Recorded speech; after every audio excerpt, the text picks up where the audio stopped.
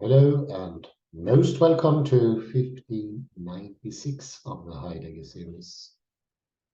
And we will have a further look into Koester, Ray R. Koester, the number of the beast in Revelation 13 in light of Papyri, Graffiti and Inscriptions.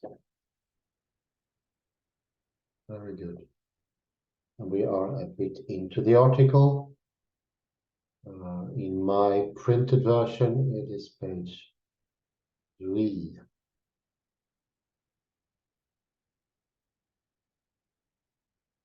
It's a bit further down, beginning with Papyrus 115. And we are already into the text. We're still looking for an explanation why originals should be more pertinent, or what is an original. There is a lot of argument missing here, but as things goes along, I will try to make up for those, so to say, arguments that are outside the text. See if I can reinvent them to make a deconstruction of Koester's text. But maybe so far it's suffice to say that he assumes, without arguing for it, without entering into the text, that what he seems to think to be more originary, and those are the words used: originary, more true, clean, pure, more directly from the source, or from God even, or from where it originally caused by. It's very Aristotelian, Hegelian, and Platonic. It should be in the text, though. Jacob, for instance, has included it. It is excluded. But this incompleteness is a sort of challenge you can happily take, I hope. I get into the text first. Maybe that's easier after just mentioning this tendency that is very noticeable. It's the head argument without ever being explained. Papyrus, and I continue. Third paragraph, page 3. Papyrus 115 calls attention to the fact that in the 2nd century, the reading 616 was used more widely than extant manuscripts would suggest.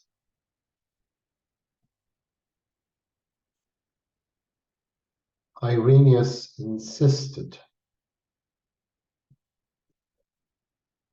that the most approved and ancient copies of Revelation said the beast number was 666. Yet he said some had erred following the ordinary mode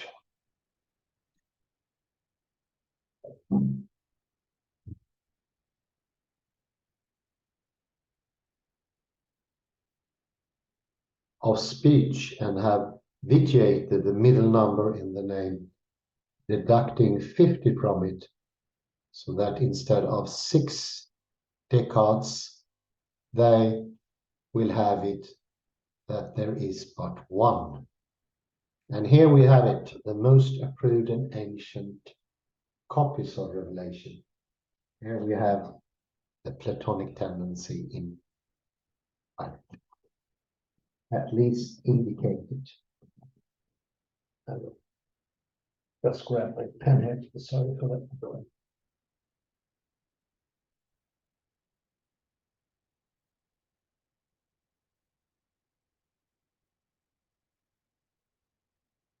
So it's both approved and it's the most ancient copy. The two things. general approval, and age.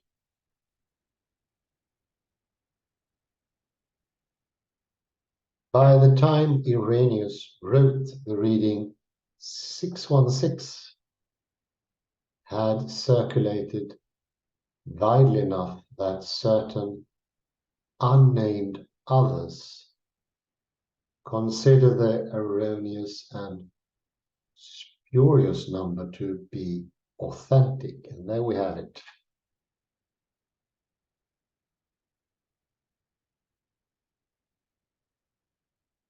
It is authentic. He could excuse those who unwittingly accepted the alternative reading if they truly did not know any better. But he was critical of those who, for the sake of vainglory, used the alternative reading to promote their own theories about the name of the beast, who was understood to be Antichrist. And here we have their own theories. It's another hint here of, so to speak, outside argument.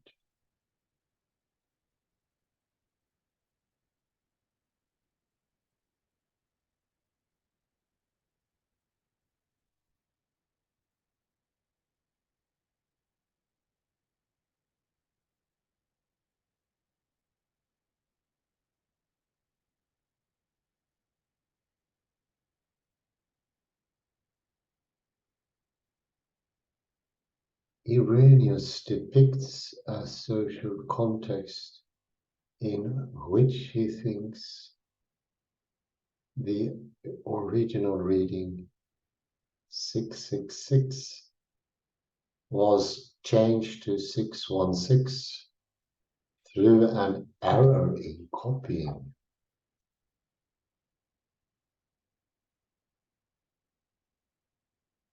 But once the text was changed, the variant was preserved and disseminated by people who had theories about the name signified by the number.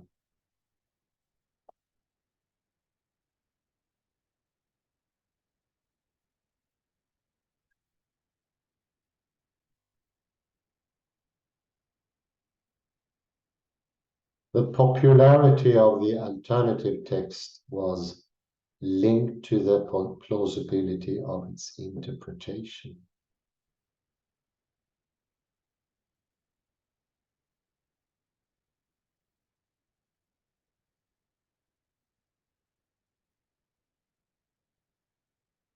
Irenaeus noted that 666 could signify various names.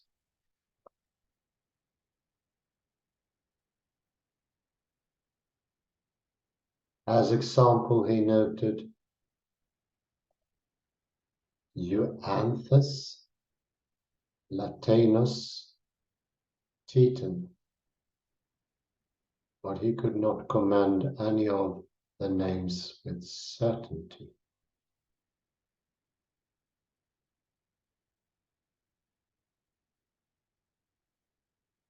By way of contrast, he said that those who favored 616 would lay down for certain that names containing the spurious number are to be accepted.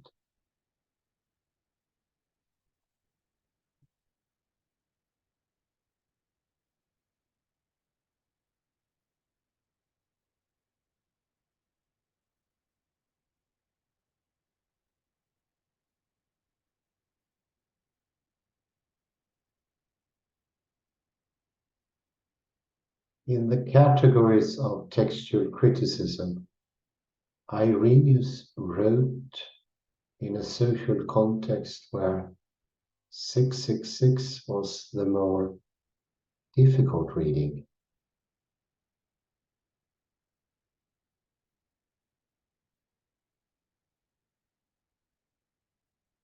because he was not sure what name would yield that total.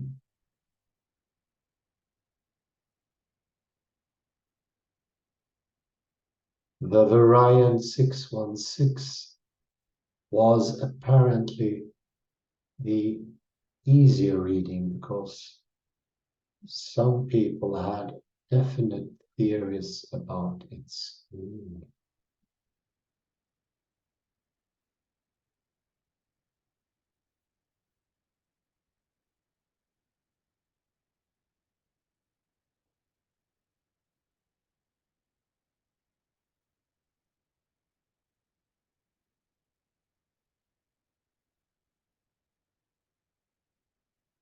The number 616 survived in some Latin and Armenian versions and seems to have been popular in North Africa.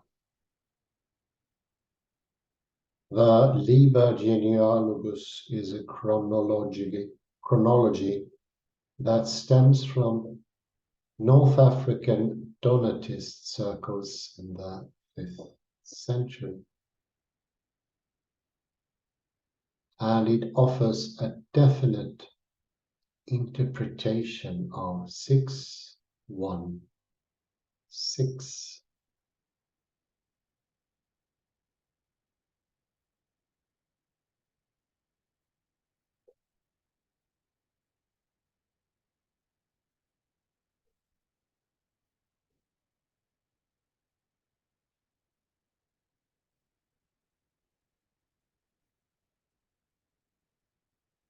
In the section on Nero, the writer says that the kind of persecution that happened in the past under Nero will happen again through the Antichrist.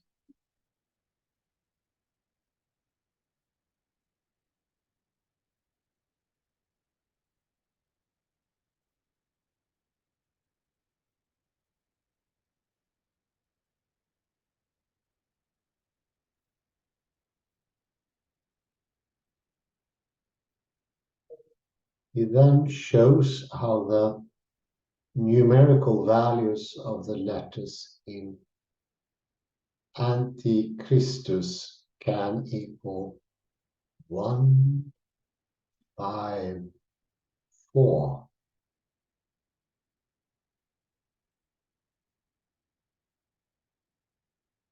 And if that number is multiplied by 4, because there are 4 letters in the name Nero,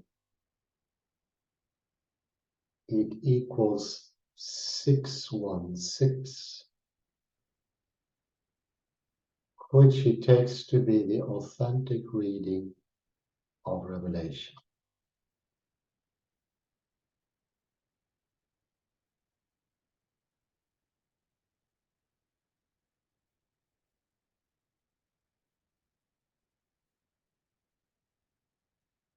He discusses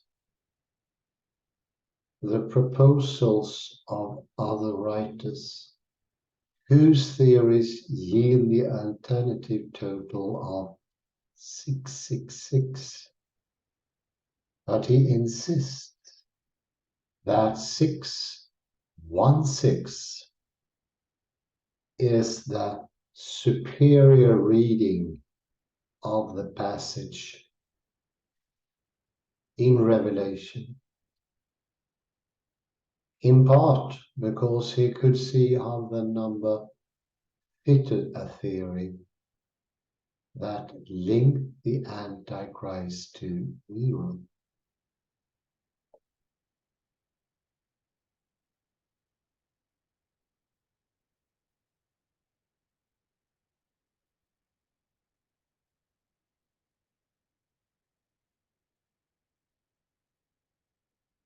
One of the Donatist Christians who assumed that 616 was the correct reading was Tychonius.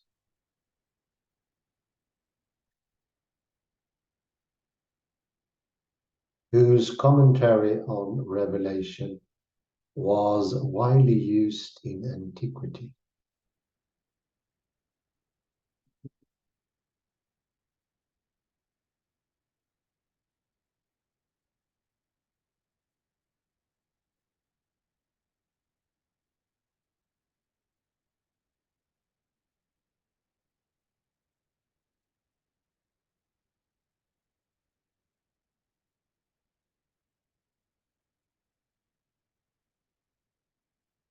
Later, writers who drew from Tychonius usually adjusted the reading to the more common 666.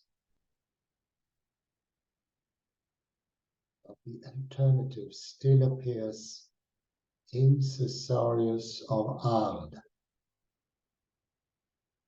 who made it the basis of his interpretation.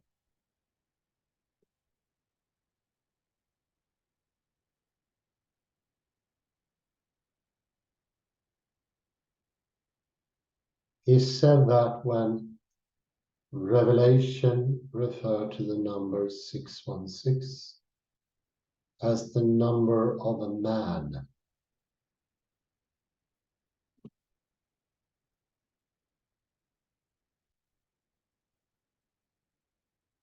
it meant that it was the number of Christ, the Son of Man.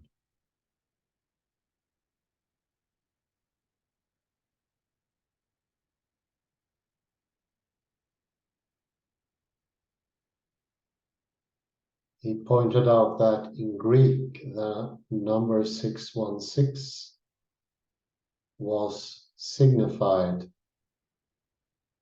by the letters Xi, Iota, Stigma, which he took as a monogram of Christ's name.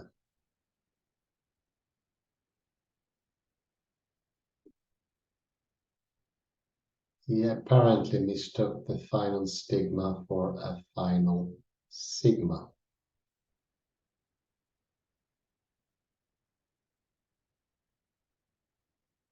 Which gave the impression that the three letters corresponded to the first, middle, and last letters in Christus.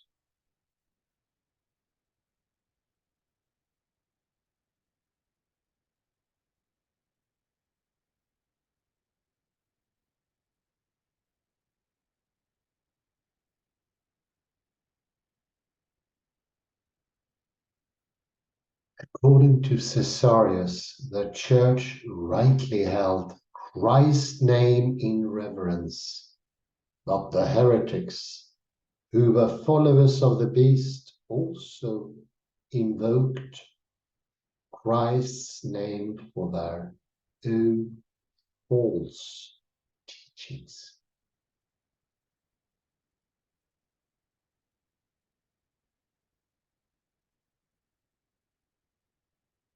That's why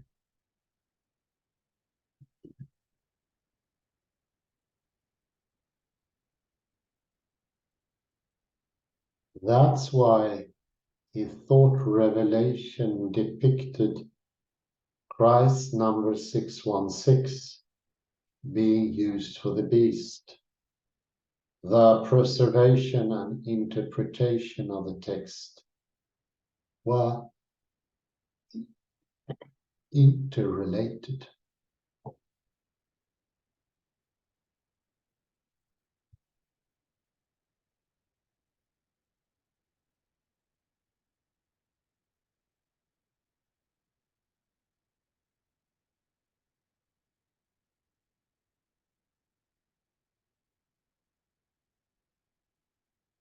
In weighing the evidence for various forms of the text, it seems plausible to think that the variation arose accidentally in the process of copying.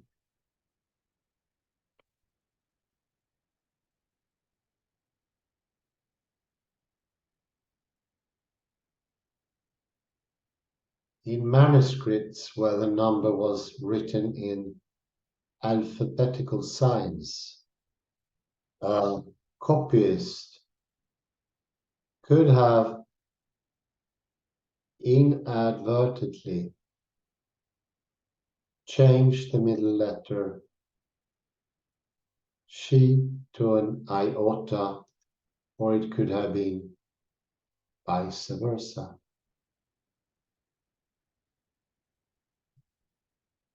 See stigma for 666 versus she iota stigma.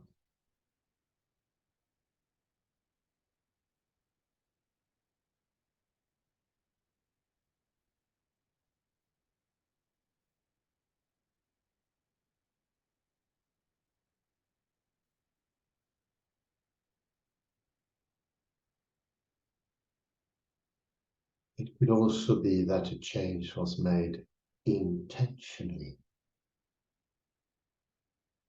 Some textual critics take 616 to be the more difficult reading. They note that the author of Revelation had a penchant for symmetrical figures like 144,000, which is based on 12 squared.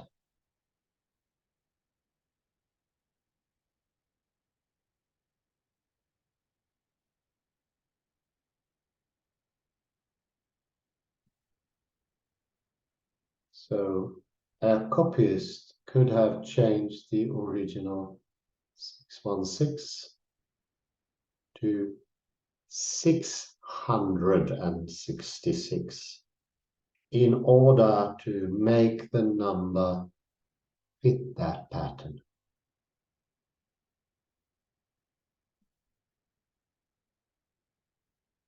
But since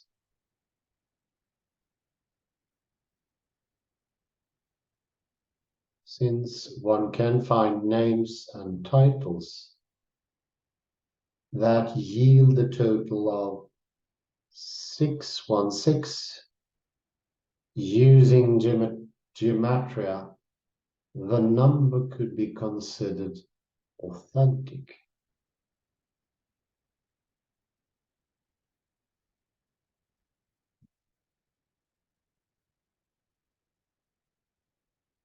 Nevertheless, a stronger case can be made that 666 is the preferred reading.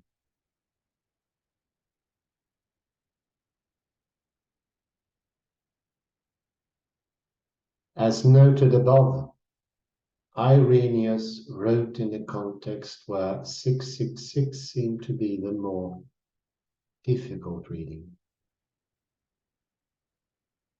since he was not sure what the number meant, whereas others had theories that fitted the variant 616.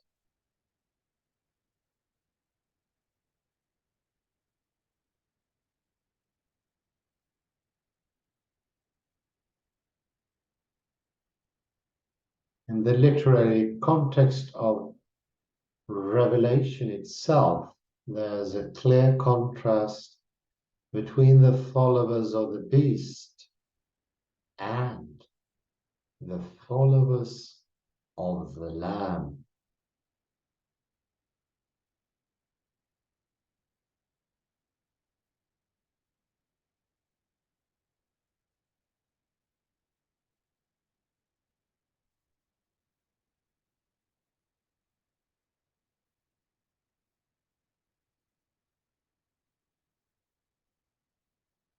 In the immediate context, the followers of the beast receive the mark with the number of its name on their foreheads or right hands,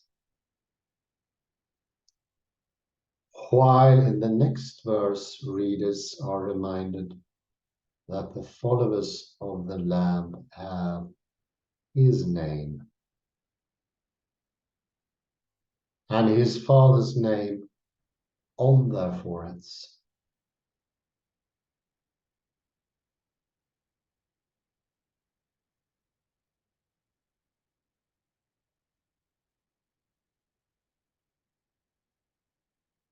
The Lamb's followers number 144 thousands,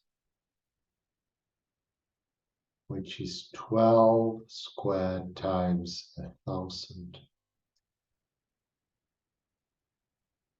By way of contrast, the beast number is 666.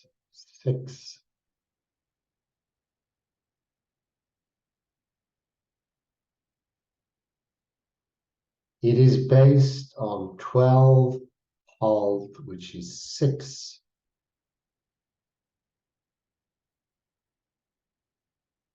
And the 6's are multiplied by 10 and 100, not by 1,000.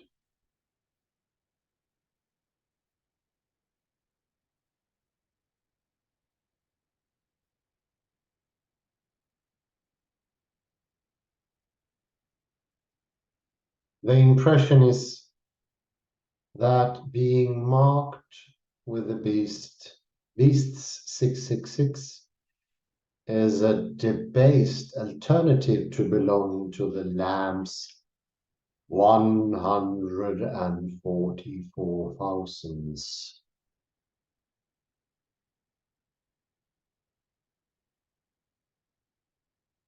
Given the author's strong preference for symmetrical numbers, it seems most probable that 666 was original, and this is supported by the breadth of its attestation across the text types.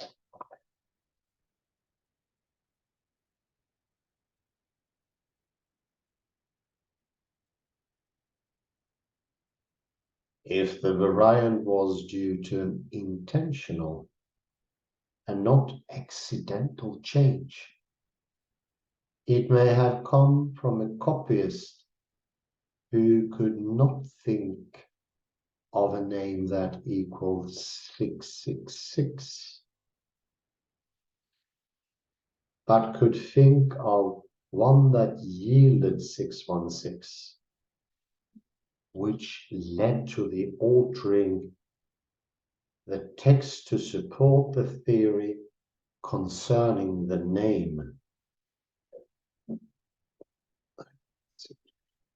Such a grand quote, I think. Yes. I'll go back to some quotes here. As I said, it is not inside the text in the same way as with Francois Jacob, but there's still some gems here. All the nuggets. Already at page 3, we find Aristotelian pointers. And I do like the third paragraph, well, where I just started to read.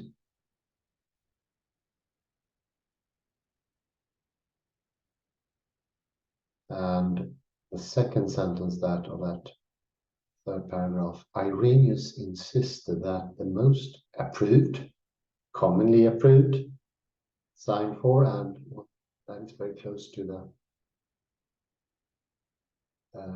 contingency of the brain in Jacob, the flexible, but ancient is the second one. It is more ancient, therefore more originary.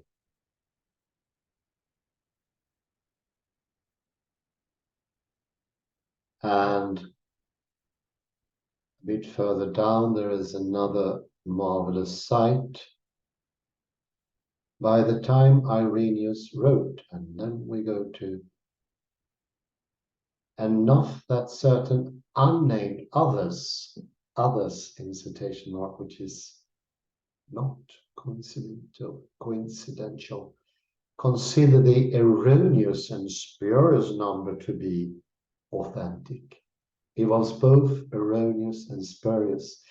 So here we go into the depth of the Aristotelian originary, the causative, which is the first and the second causative in the Aristotelian take.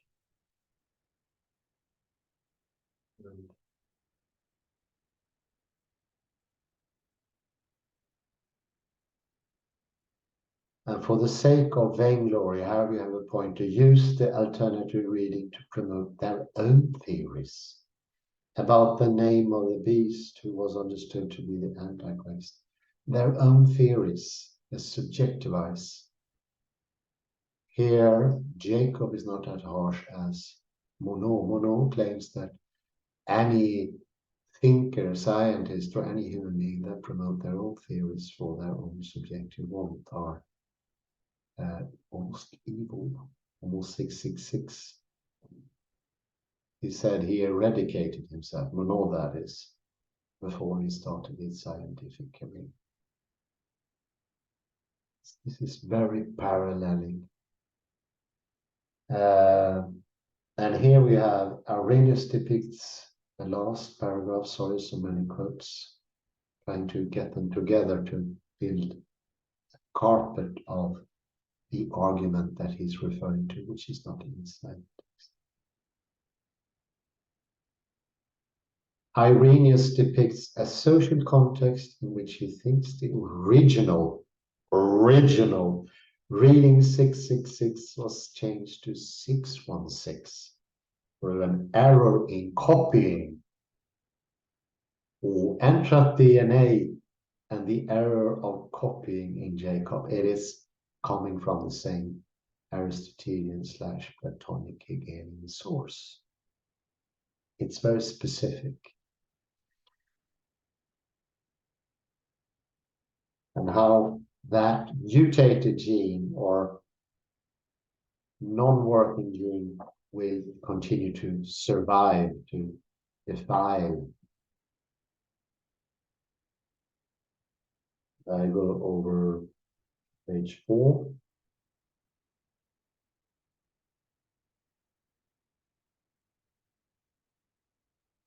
At the end of the second paragraph,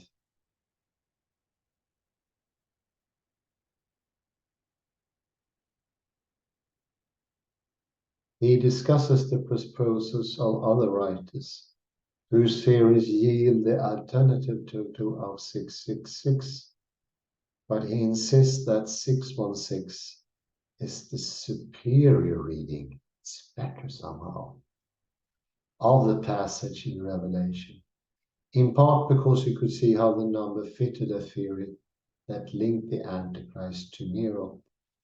And here the argument is more or less reversed. It's because it fits. In the former, that made it subjective. It fitted the theory, therefore subjective. Here, it fits the theory and therefore objective. It's a dichotomy and reversal, very common. And the last paragraph of that was the Donatist Christian who assumed that 616 was the correct reading. Yes, it actually says that correct reading. And that was Tychonius, a tycoon maybe, to use an English phrase. And he became influential. He subjectively influenced the pure, untainted, originary assumption. You can see this from Koester.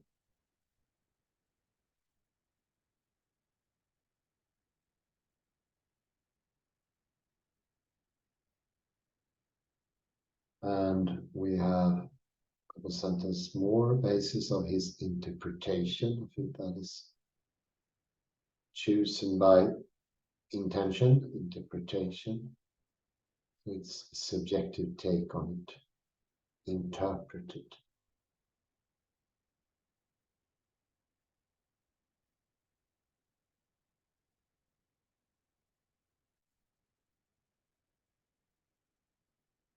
Go to page 5,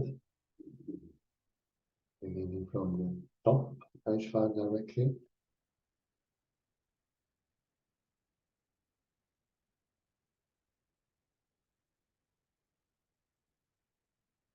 In weighing the evidence, in weighing the evidence for various forms of the text, it seems plausible to think that the variation arose accidentally in the process of copying. The gene material didn't copy properly. It's often mentioned by both Monod and Jacob and Dawkins.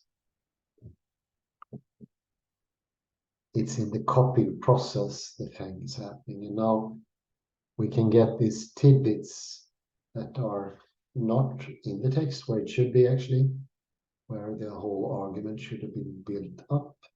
But we find them.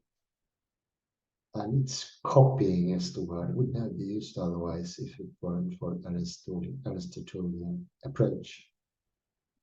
A copyist, you can further down, could have inadvertently changed the middle letter she to an iota, or it could have been vice versa. So she, xi, stigma versus she, iota, stigma. And as you might recall from the lecture we had with Jacob, he transferred letters. It's a reading of the G, reading without letters. And here we have letters, but it's still copying. It's a process that's automaticated. I get the sense also, and I think we see that further in text, it's very Newtonian, because it doesn't have a purpose. It copies itself. The mistake made by the copier was unintentional, automated. Or the subjective tendencies in itself easy to understand. It's very simplified. You gain power or something like that. The complexity of the subject is gone. It's not there. The inner.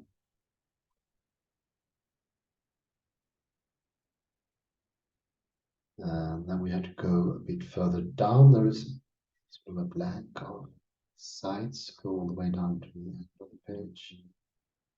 The 7th line. 6-6. Beginning with 6-6. The impression here is that being marked with the beast 666.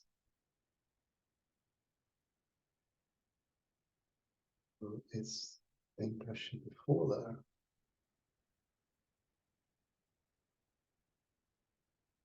Yes, there we go.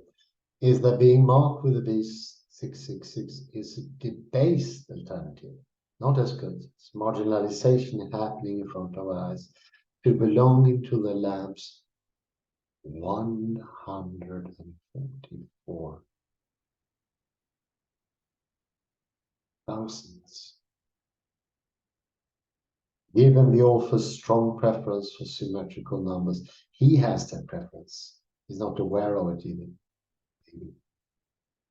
Then subjectively, it seems more probable that 666 was the original. This is supported by the breadth of attestation across the text types.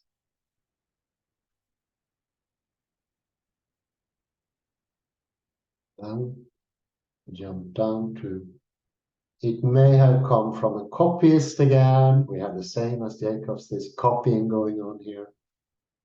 Who could not think of the name that equals 666, but could think of one that yields 616. It's the theory of the 616 because of the gematria, the 12th, half of the 12th yielding 144,000, which led, excuse me, which led to altering the text to support the theory concerning the name. And then we can make an end here and maybe some comments from my dear colleague Kalle. Either in scripture.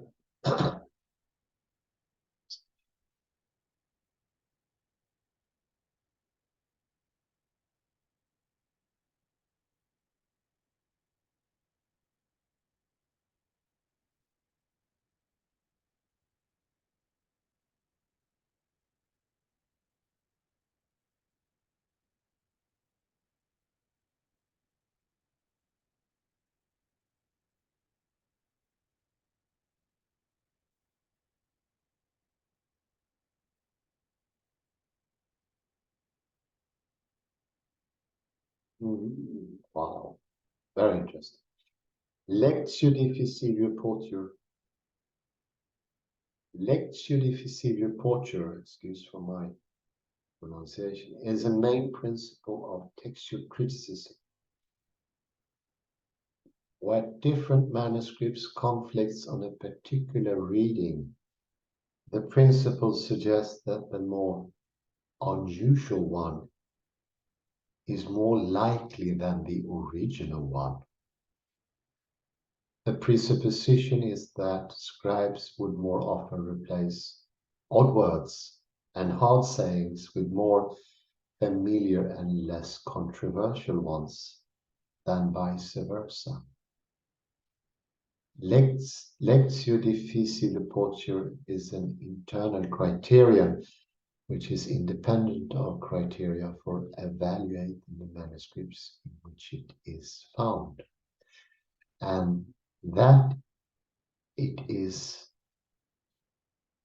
as applicable to manuscripts of a Roman courtois or a classical poet as to biblical text.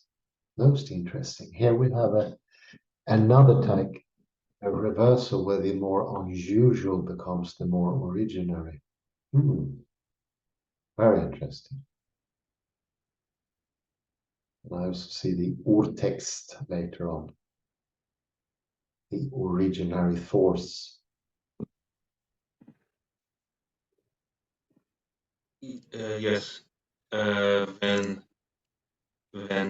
Koester speaks about the more difficult reading, he refers to this principle rule.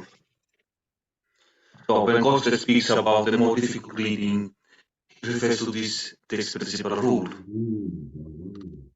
But as you can see, it is so easy to reverse it. Yes, it's so easy to reverse. I find the rule ridiculous. Yes, but it's still interesting because it's a reversal, as you say. It plays nicely, I think, with in the most approved. The most approved would be likely to be maybe the most common and most likely reading. And then we have in this other take, thank you very much, the opposite. The most unusual is the more originally the urtext. Very, very interesting. It's like finding the different tidbits here and there and getting the main flow of the text together, even if it's not in the text.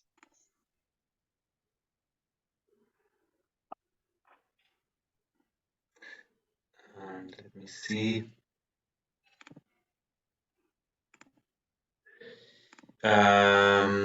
So I hope you can hear me. So he. Your voice is so is very echoey. Okay. So Koester refers to Caesarius of Arles, 540.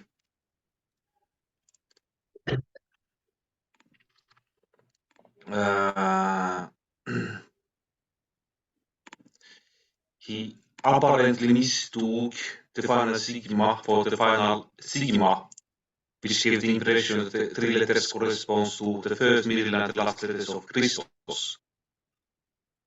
Let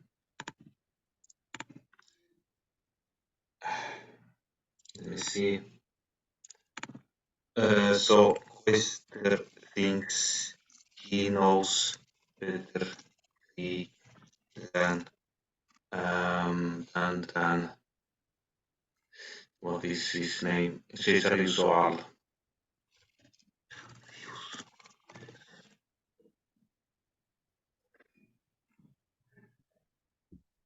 Yes, indeed. I just going to read what you wrote.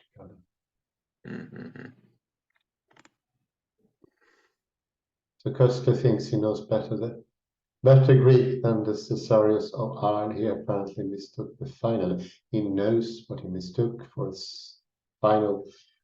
final stigma for a final sigma, which gave the impression that the letters correspond to the first, middle, and last letters in Christus.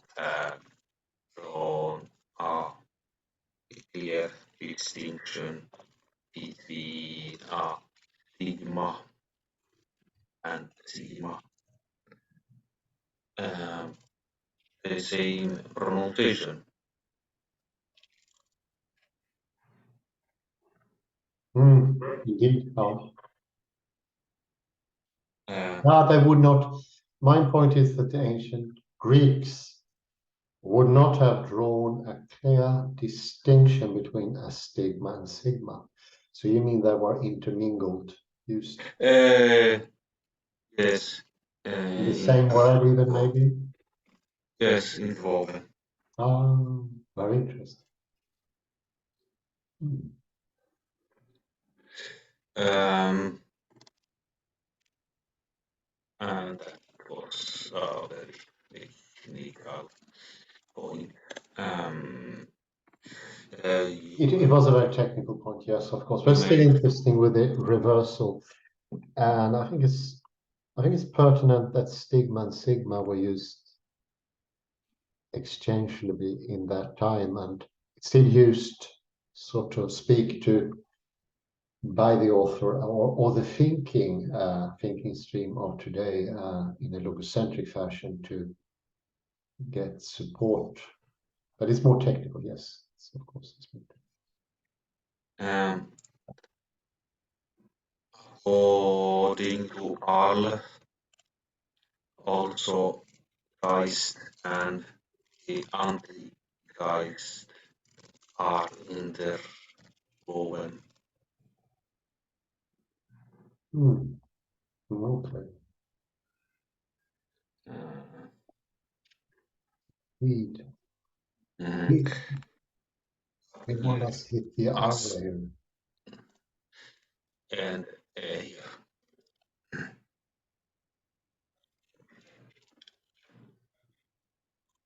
I think might be, yes. I will now stop the recording. Let's see if I can somewhere here. I say thank you very much for your patience and listening. This was almost one of the first deconstructions that we made on our own. Can you say deconstructive hands or legs? Excellent. Thank you. Thank you very much. And I